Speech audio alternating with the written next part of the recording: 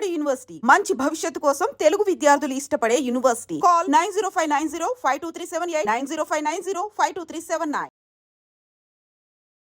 అలా సాధారణ పార్టీలో ఫస్ట్ నుంచి చెప్తారు దీర్ఘకాల యుద్ధం ఇది అని. మీరు అన్నది ఫస్ట్లో చెప్పారు నక్సలర్స్ అంటే దోపిడీ దొంగలు అన్న ఒక భ్రమ ఉంది చర్చల ముందు అలా విధంగా చూసుకున్నారని. కానీ అది కాదు అనే విషయం మీకు తెలుసు, నాకు తెలుసు. కానీ దీర్ఘకాల యుద్ధంలో సాధించేది ఏంటి, బుల్లెట్ ద్వారా సాధించేది ఏంటి, బ్యాలెట్ ద్వారా సాధించేది. చాలామంది ఏమంటారు బుల్లెట్ ఎందుకు, బ్యాలెట్ ద్వారా రండి, మీరు కూడా ప్రజల్లోకి రండి, పోటీ చేయండి, నేపాల్ తీసుకోవచ్చు, ఇవన్నీ కూడా మనకు ఎగ్జాంపుల్ కనిపిస్తాయి. కానీ ఇంకా తుపాకీ పట్టుకొని ఎందుకని అక్కడికి వెళ్ళి చేసి సుఖపడేది లేదు. మిమ్మల్ని నమ్ముకున్న తల్లిదండ్రులు కానీ భార్యలు కానీ అందరూ కూడా ఇబ్బంది పడుతుంటారు. ఒకసారి మీరేవైనా సుఖపడతారంటే అది లేదు, మీకు అనారోగ్య సమస్యలు ఉంటాయి. అంటే ప్రజల మద్దతు పూర్తిగా తగ్గిపోతుంది. ఇటువంటి సమయంలో అక్కడ ఉండి ఏం సాధిస్తాం? సుఖం అంటే ఫస్ట్ సుఖం అంటే మనం ఇంత లక్ష్యంగా 30 సంవత్సరాలు 20 సంవత్సరాలు పార్టీకి ఉన్నాం. సరే మనం ఏదో సాధించాం, ప్రజల్లో ఒక మద్దతు ఉంది అని ఆనందపడడం సుఖం అంటే అంటే వ్యక్తిగత సుఖాలు కాదు, ఒక ఆనందం, మనసుకి ఆనందం. అదే కనిపించట్లేదు. అనారోగ్య సమస్యలు అనారోగ్యంతో కాదు.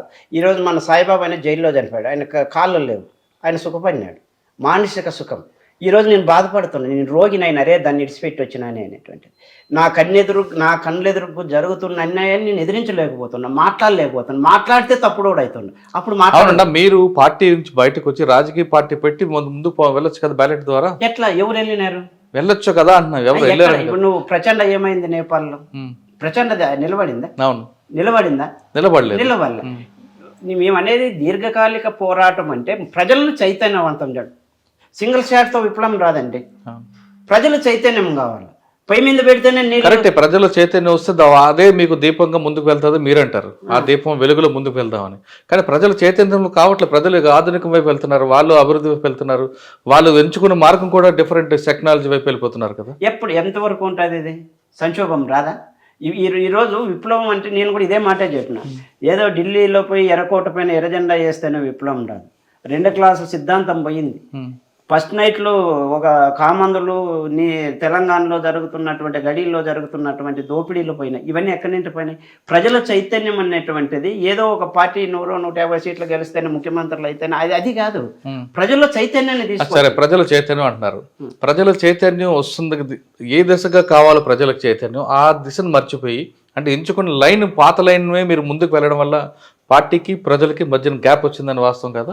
అంటే గ్యాప్ అంటే ఒకప్పుడు సమస్య వేరు, ఒకప్పుడు కులపు సంఘాలు లేవు కాబట్టి ఏదైనా ఇష్యూ జరిగితే మీ దగ్గరకు వచ్చేవారు.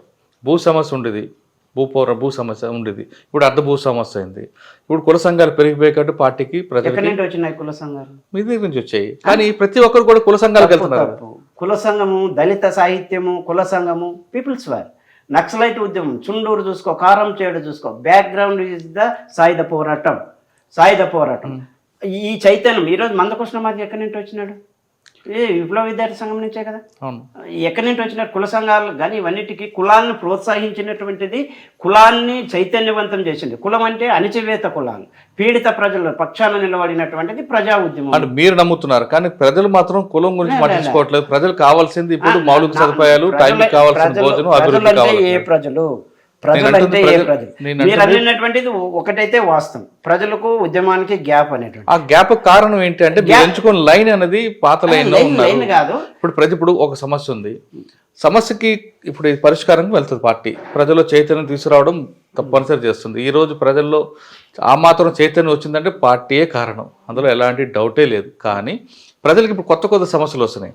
ఆ సమస్యలను పక్కన పెట్టి ఎప్పుడుదో మన కాలం చెల్లిన ఆ సిద్ధాంతాలను ముందుగా తీసుకెళ్తే ప్రజలకు ఏం కావాలి? కాలం చెల్లిన సిద్ధాంతం అనేది నేను ఒప్పుకోను. ఎందుకంటే తల్లిపాలు అప్పుడు ఇవే, ఇప్పుడు తల్లిపాల సిద్ధాంతమే. నువ్వు అన్నటువంటి ప్రజలకు పార్టీకి గ్యాప్ అనేటువంటిది ఇంత ఉండేది, ఇంత అయింది. అది పార్టీ కాదు, రాజ్యం చేస్తున్నటువంటి గ్యాప్. ఓకే, రాజ్యము. ఇప్పుడు నేను ఒకటి చెప్తా, పార్టీ తీసుకున్నటువంటి లైన్లో ఇన్ని సంవత్సరాలు విప్లవం రాకపోవడానికి కొన్ని తప్పిదనాలు ఉండొచ్చు. సరైన టైంలో సరైన నిర్ణయాలు తీసుకుపోవడం వల్ల విప్లవం ఆలస్యం అయ్యే అవకాశాలు ఉన్నాయి. ఇదేదో లాంగ్ మార్చ్ మాదిరి చైనా పైర్న తరలో ఉన్నట్ల ఆ సిచ్యువేషన్స్ వేరు. ఇప్పుడున్న అర్ధవలస అర్ధభూస్వామి భావాజాలంలో బతుకుతున్న ఈ ప్రజలను చైతన్యం చేయడంలో మా ఆలోచన విధానంలో కొద్దిగా ఉండొచ్చు. ఎందుకంటే ఉదాహరణ చెప్తా, 91, 92లో గ్రామరాజ్య కమిటీలు తెలంగాణలో అంత ఉద్రిక్తంగా మన వరంగల్ మాసభ చూసినప్పుడు అప్పుడు పీజీఐ ఏర్పాటు చేసింది. అంటే 2000లో మహేష్ అన్న శ్యామన్న వీరు చనిపోయే ముందు కన్నా ఆ 10 సంవత్సరాల ముందు చేసి నీ ప్రజా సైన్యాన్ని అప్పుడు డెవలప్ చేసి ఇంకో రకంగా ఉందని నేను భావిస్తాను. అంటే ప్రజలు అంటే మీరు ఎంచుకున్న లైన్ అప్పుడు కరెక్టే, కానీ దాన్ని మాడిఫికేషన్ చేయకుండా అదే పద్ధతిలో వెళ్తున్నారు. ఒకటి. రెండోది, మీరు కోరుకున్నది పార్టీ అంటే మీరు కాదు, పార్టీ కోరుకుంది బడుగు బలహీన వర్గాలు కానీ ఆదివాసులు కానీ పేద ప్రజలు ఎప్పుడు నిరంతరం అభివృద్ధి చెందాలి, వాళ్ళ హక్కులు కాపాడాలి, వాళ్ళ హక్కులు ప్రశ్నించాలనేది మీ వాళ్ళ రాజకీయ చైతన్యం తేవడం అనేది మీ ఉద్దేశం, అవునా? కానీ అదే ప్రజలు అభివృద్ధి కోరుకుంటున్నారు, అభివృద్ధిని కేవలం వాళ్ళు టెక్నాలజీని నమ్ముతున్నారు, మాకు ఎలాంటి అవసరం లేదనేది. మరి మనం ఎటువైపు వెళ్తున్నాం అంటే ఇప్పుడు మీకు ఎగ్జాంపుల్ ఛత్తీస్గఢ్ తీసుకోండి.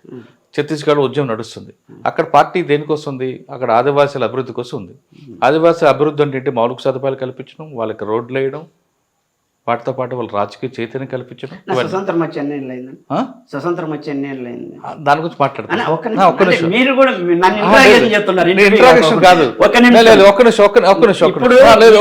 బస్తర్ డిస్ట్రిక్ట్ లో ఒక నిమిషం, బస్తర్ లో నాకు తెలిసిన అందరికి భూమి కాలని ఒకటి వచ్చింది, ఒకటి తీశారు. అక్కడ ఈ బట్టగట్టును తెలియనటువంటి పరిస్థితుల్లో పార్టీ 1980లో డీకేలో ప్రవేశం జరిగిన తర్వాత జనతన సర్కారు ఏర్పాటు వరకు పార్టీ రిపోర్టు ప్రకారం అక్కడ ఎవరు ప్రజలకు దగ్గర అయినారు, వాళ్ళ కల్చర్ని కానీ వాళ్ళ చైతన్యవంతులను కానీ నీకు ఈరోజు రోడ్లు కనిపించినాయా? ఈరోజు వాళ్ళ చదువు గురించి ఏర్పాటు చేసినారా? ఎందుకు ఆ రోడ్లు వేస్తున్నారు? అది ప్రజా ఉద్యమం, ప్రజా చైతన్యం. ఇప్పుడు నేను మాట్లాడు మీరు చెప్తా కుల సంఘాలతో కూడా సేమ్. కుల సంఘాలు కానీ ఇవన్నిటినీ కూడా తక్షణ అవసరాలు నేర్చుకో, దీర్ఘకాల ప్రయోజనాల జోలు రావద్దు.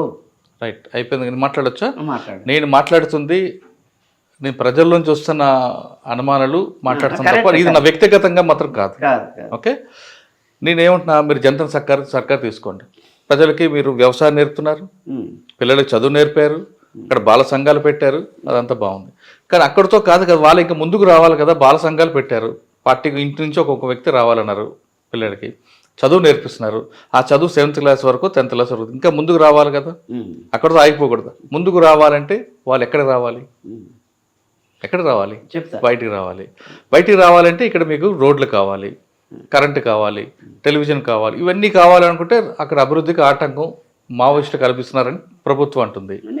అంటే అక్కడితో ఇప్పుడు ప్రతి మనిషి కూడా మౌలిక సదుపాయాలు ఒకటే కాదు, రోడ్లు ఒకటే ప్రధానం కాదు, కరెంట్ ఒకటే ప్రధానం కాదు. ఆయన ఆర్థికంగా ముందుగుండా నిలబడాలి, ఆయనలో చేస్తున్న వ్యవసాయాన్ని కమర్షియల్గా చేసుకోవాలి, ఆయన వ్యక్తిగతంగా ఆయనగానే రెడీ అవ్వాలి. అదే కదా పార్టీ కూడా చెప్తుంది, నమ్మేది. ఇప్పుడు పార్టీయే వాళ్ళకి చైతన్యపరచాలని కాదు కదా. ఆయనగా ఆదివాసి తన కుటుంబం తన కాళ్ళ మీద నిలబడి ఆర్థికంగా డెవలప్ అవ్వాలంటే కొంత ప్రభుత్వ సహాయం కూడా కావాలి. మరి ప్రభుత్వం రావాలి అడవిలో కంటే మీరు అడ్డుకుంటారనేది వాళ్ళ వాదన. రాష్ట్ర ప్రభుత్వాలు కానీ కేంద్ర ప్రభుత్వాలు కానీ వాళ్ళకి కావాల్సిన నిధులు అన్నీ ఉన్నాయి, అన్నీ కూడా ప్రజల దగ్గరికి చేర్చేటువంటి సౌకర్యాలు వాళ్ళకు ఉన్నాయి. అంటే అభివృద్ధికి ఆటంకపడుతున్నారు మావోయిస్ట్ పార్టీ. మీరు అడిగారు కదా, ఇన్ని ఉండేటివి వీళ్ళు కల్పించే అవకాశాలు ఉన్నాయి. ఇప్పుడు ప్రజా ఉద్యమం దగ్గర ఉన్నప్పుడు ప్రజలు యుద్ధం చేయాలా, ప్రజా సౌకర్యాలు చేసేటప్పుడు మేము కట్టిన చెరువులను కూల్చలేదా ప్రభుత్వాలు? మేము చేసిన మీరు కూడా అంతో ఇంత ఉద్యమం గురించి 90లో లేదు, అందులో చెప్తున్నాను కదండి. ఇప్పుడు కూడా కొన్ని బస్తర్లో కానీ లేదా ఛత్తీస్గఢ్లో కానీ అబుజ్మట్లో కాయిన్కి రూపాయికి తేడా తెలియని ఆదివాసులు ఉన్నారు. వాళ్ళలో చైతన్యం వచ్చిందంటే పార్టీయే. నేను ఇంతకు ముందే అడిగా, 80లో మేము దండకారణ్యానికి పోయినాం, 80కి ముందు స్వతంత్రం వచ్చి ఎన్నేళ్ళు అయింది. మీరు ఆ దండకారణ్యం డెవలప్మెంట్ గురించి, ఈ రోజు మీరు బస్తర్ రోడ్ల గురించి, ఈ రోజు గిరిజనుల డెవలప్మెంట్ గురించి పోతుంది. కానీ అప్పుడు ప్రభుత్వాలు ప్రజా ఉద్యమాన్ని అనచడానికి ముసుగు తప్ప నిజంగా ఈ గిరిజనులు చైతన్యవంతం చేయాలనేటువంటిది అంటే అప్పుడు ప్రభుత్వాలు పనిచేయలేదు. ఇప్పుడు ప్రభుత్వాలు పనిచేస్తున్నాయి, ప్రజల కోసం నిరంతరం కృషి చేస్తున్నారు. మీరు నమ్ముతున్నారా అట్లా? నేను కొంత నమ్ముతాను. నమ్మవచ్చు, ఎందుకంటే నేను కూడా ఇప్పుడు నమ్ముతున్నాను అన్నలా. ఎందుకంటే నాకు కూడా ఇప్పుడు లిమిటేషన్లో ఉంది. నేను తుపాకీ పట్టిన నేను సాయిదని కాదు, నేను మీరుగా నేనుగా మాట్లాడుతుంది మన పార్టీ వైపు వెళ్ళాలని కాదు, లేదు ప్రభుత్వానికి మనం విభేదిస్తుంటే కాదు, మన వ్యక్తిగత అభిప్రాయం. అంటే నేను ఆ పార్టీలో సుదీర్ఘంగా అంటే ఒక నిజంగా బుల్లెట్ తగిలి కూడా మళ్ళీ ఆ పార్టీని కోరుకొని పోయిన తర్వాత మేమిద్దరు ఏడ్చుకున్నాం. బయటికి రావాలంటే ఆంధ్ర ఒరిస్సా బార్డర్ నుంచి ఆ రోజు తిరగలేని పరిస్థితి. ఆ కొండలో నా కాలు బాగలేదు, ఈమె హెల్త్ బాగలేదు, మలేరియా. అప్పటికే టెక్నికల్ ఫీల్డ్లో చాలామంది అమరులు అవుతున్నారు. వ్యక్తిగతంగా మా ఇద్దరి మధ్య ఉన్న రిలేషన్ కూడా అయిండొచ్చు. ఒకరి నిడిచి ఒకరు ఉండలేని పరిస్థితి. ఇవన్నీ కూడా ఒకరో దగ్గర పని చేయలేని పరిస్థితి. ఎక్కడో బాసగాని రాష్ట్రాల్లో పెడితే టెక్నికల్ సమస్య, బతకలేమని అదే మీకు పార్టీ గుర్తింపు ఇచ్చింది కాబట్టి అటువంటి పార్టీని విడిచిపెట్టి రావడానికి మీరు బాధపడ్డారు.